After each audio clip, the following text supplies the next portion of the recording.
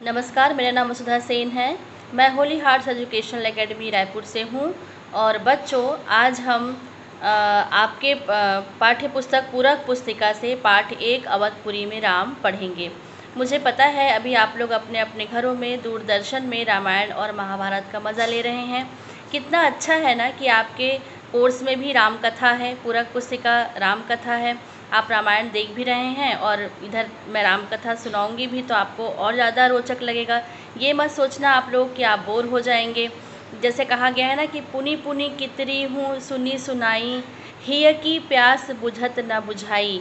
मतलब राम कथा ऐसी कथा है बच्चों कि पुनी पुनी कितरी हूँ, मतलब बार बार कितने भी बार हम इस कथा को सुने। हिय की प्यास बुझत न बुझाई, मतलब हमारे हृदय की प्यास नहीं बुझती है, मतलब हमको और आनंद की अनुभूति होती जाती है। तो इस तरह से आज हम क्या पढ़ेंगे, राम कथा पढ़ेंगे। मुझे आशा है कि आप इसका आनंद उठाएंगे। तो चलिए चलते हैं राम कथा की ओर। तो सबसे पहले ये जो पाठ का नाम है अवधपुरी में राम, तो राम कथा जो है कहाँ की है, अवधपुरी की है। अवधपुरी को ही अयोध्या भी कहते हैं। अयोध्या नगरी जो है सरयू नदी के किनारे है और बहुत ही सुंदर और मनोरम नगरी है। चारों ओर हरियाली, बाग बगीचे, है ना, चौड़े चौड़े सड़क, भव्य विशाल दरबार, राजमहल तो है ही, साथ ही जो सामान्य लोग हैं उनके घर भी भव्य हैं यहाँ पर, है ना। सभी लोग सभी सुखी हैं, समृद्ध हैं। यहाँ पर दुख और विपन्नता क्या होती है यहाँ के लोग जानते ही नहीं हैं। ऐसा हो भी क्यों ना, क्योंकि यहाँ के राजा कौन हैं, राजा दशरथ हैं। दशरथ एक न्यायप्रिय राजा हैं, कुशल योद्धा हैं और दशरथ जो हैं महाराज अज के पुत्र हैं और रघु के वंशज हैं, है ना। रघुकुल रीति का प्रभाव इस नगरी में चारों ओर दिखाई देता है। लोग मर्यादित हैं, मर्यादापूर्वक व्यवहार करते हैं, सदाचारी हैं। पवित्रता और शांति यहाँ के नगर में ही नहीं, लोगों के मन में भी है। राजा दशरथ जो है यशस्वी है, उनके पास किसी चीज़ की कोई कमी नहीं है, है ना, राज सुख है। लेकिन उनके जीवन में एक छोटा सा दुख है। वो दुख ये है कि उनकी कोई संतान नहीं है। राजा दशरथ की 3 रानियां हैं, कौशल्या, सुमित्रा और कैकेयी। तीनों रानियां भी दुखी हैं क्योंकि उनकी कोई संतान नहीं है। राजा के साथ रानियों की जब भी बातें होती तो इसी विषय पर आकर के बात रुक जाती, है ना। तो राजा की आयु भी बढ़ती भी जा रही थी। राजा जो है अपनी चिंता मुनि वशिष्ठ को बताते हैं और कहते हैं कि इसका कोई हल बताइए। तो मुनि वशिष्ठ कहते हैं कि राजन, आप एक यज्ञ करवाइए जिसका नाम है पुत्रेष्टि यज्ञ, है ना। इससे आपकी इच्छा की पूर्ति होगी। अब यज्ञ की तैयारी शुरू हो जाती है। पूरे नगरवासी बढ़ चढ़कर हिस्सा लेते हैं। सरयू नदी के किनारे यज्ञशाला बनवाई जाती है।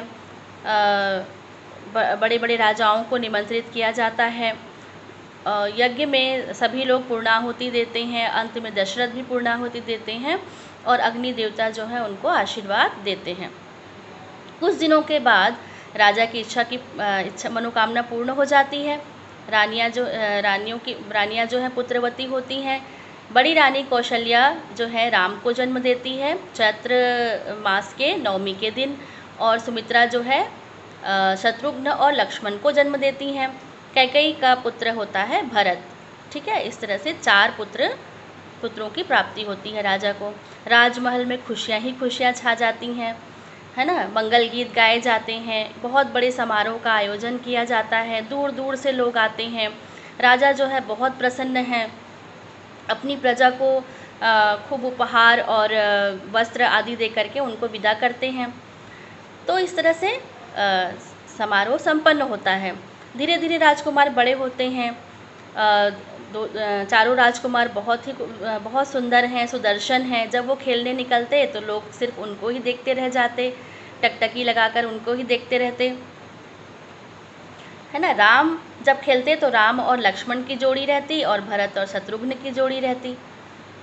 इस प्रकार बच्चे बड़े होने लगे। अब उनकी शिक्षा प्रदान करने का समय आया तो कुशल और दक्ष गुरुओं के पास उनको शिक्षा देने के लिए उनको भेजा गया। है ना। सभी राजकुमार जो थे कुशाग्र थे, लेकिन राम उनमें सर्वोपरि थे। राम में अतिरिक्त गुण भी थे। कौन कौन से?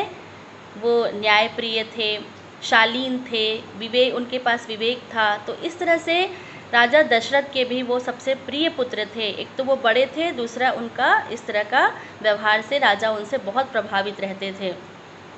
फिर बड़े हुए और मतलब विवाह के योग्य हो गए, उनके लिए योग्य वधुओं की तलाश होने लगी।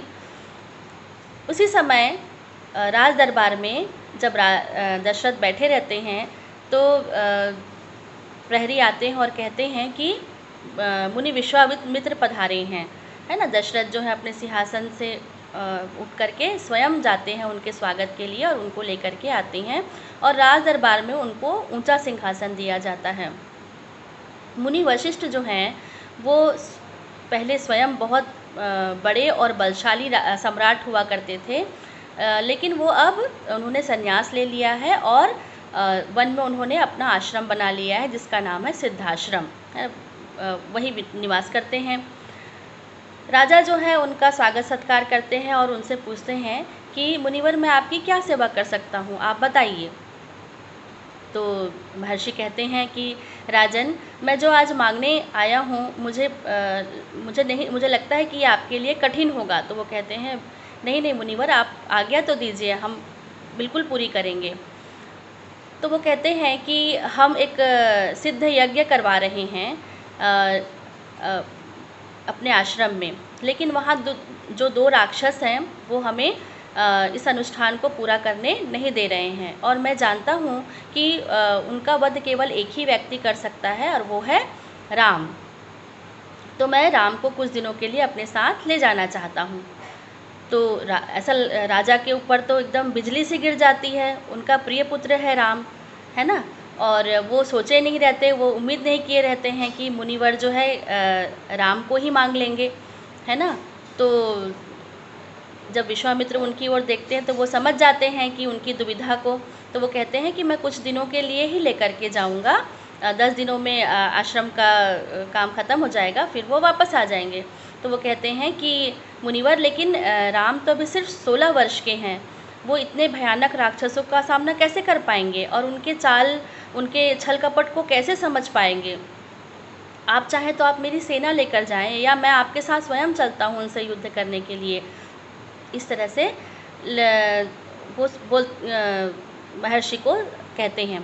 तो महर्षि कहते हैं उनको गुस्सा आने लगता है, लेकिन वो जानते हैं कि अगर मैं क्रोध करूँगा तो मेरा जो यज्ञ है वो खंडित हो जाएगा। तो वो फिर वो कहते हैं कि मुनिवर मेरा दशरथ कहते हैं कि मुनिवर वो मेरा सबसे प्रिय पुत्र है ना। मैं वो पुत्र विछोह के डर से ही वो कांपने लगते हैं। तो ये सब बात को बिगड़ती मुनि वशिष्ठ देखते रहते हैं, है ना। और वो दशरथ के पास जाते हैं और समझाते हैं कि राम की शक्ति के बारे में बताते हैं, उनकी वचन के बारे में बताते हैं कि आपने उनको वचन दिया है। दूसरा ये कि विश्वामित्र के साथ अगर वो जाएंगे तो राम को क्या लाभ होगा ये भी बताते हैं। और वो कहते हैं कि राजन, आप राम को उनके साथ जाने दीजिए, है ना। मुनि विश्वामित्र के रहते राम का कोई कुछ नहीं बिगाड़ सकता। और वो ये भी कहते हैं कि आपने मुनि को वचन दिया है, आपको अपने वचन से पीछे नहीं हटना चाहिए। मुनि विश्वामित्र जो है स्वयं बहुत ज्ञानी पुरुष हैं, है ना। वो कहते हैं कि वो एक सिद्ध पुरुष हैं और तपस्वी हैं, अनेक गुप्त विद्याओं के ज्ञाता हैं। राम अगर उनके साथ में गए तो उनको भी कई प्रकार की जानकारियाँ और कई प्रकार की विद्याओं का ज्ञान उनको भी मिल जाएगा, है ना, वो भी सीख जाएंगे। इस तरह से जब वो समझाते हैं मुनि वशिष्ठ दशरथ को तो उनकी चिंता थोड़ी कम होती है, लेकिन फिर भी उनका मन बहुत भारी रहता है और वो इस निर्णय लेते हैं कि वो राम को उनके साथ में भेजेंगे। लेकिन वो चाहते हैं कि राम अकेले ना जाए, है ना। तो मुनि विश्वामित्र से वो आग्रह करते हैं कि मुनिवर आप लक्ष्मण को भी राम के साथ लेकर जाएं। तो मुनि वशिष्ठ जो है उनके आग्रह को स्वीकार कर लेते हैं। इस तरह से राम और लक्ष्मण को दरबार में फिर बुलवाया जाता है। दोनों आते हैं। दशरथ जो है अपनी निर्णय जो है दोनों राजकुमारों को सुनाते हैं। दोनों सहर्ष स्वीकार कर लेते हैं और सर झुका लेते हैं। इस तरह से ये जो समाचार है वो कौशल्या को दिया जाता है कि राम और लक्ष्मण जो है विश्वामित्र के साथ वन में जा रहे हैं, तो उनके जाने की तैयारियां शुरू हो जाती है। इस तरह से स्वस्ति वचन और बाजे गाजे के साथ उनके जाने की तैयारी होती है। राजा जो है उनको बहुत भावुक मन से विश्वामित्र को सौंप देते हैं। दोनों ही राजकुमार बिना विलंब किए विश्वामित्र के साथ चल पड़ते हैं बीहड़ भयानक जंगल की ओर, है ना। विश्वामित्र जो है आगे आगे चल रहे हैं, राम उनके पीछे हैं और लक्ष्मण जो है राम के पीछे है। दोनों जो है धनुष को अपने संभाले हुए हैं, धनुष संभाले हुए हैं, पीछे पीठ में तुड़ीन बांधे हुए हैं और कमर पर तलवार लटकाए हुए। इस तरह जो है दोनों राजकुमार विश्वामित्र के साथ जंगल की ओर चल पड़ते हैं। इस पाठ में बस इतना ही बच्चों। आगे के लेसन में आगे की कथा सुनाएंगे और मुझे आशा है कि ये पाठ आपको अच्छे से समझ में आया होगा। धन्यवाद।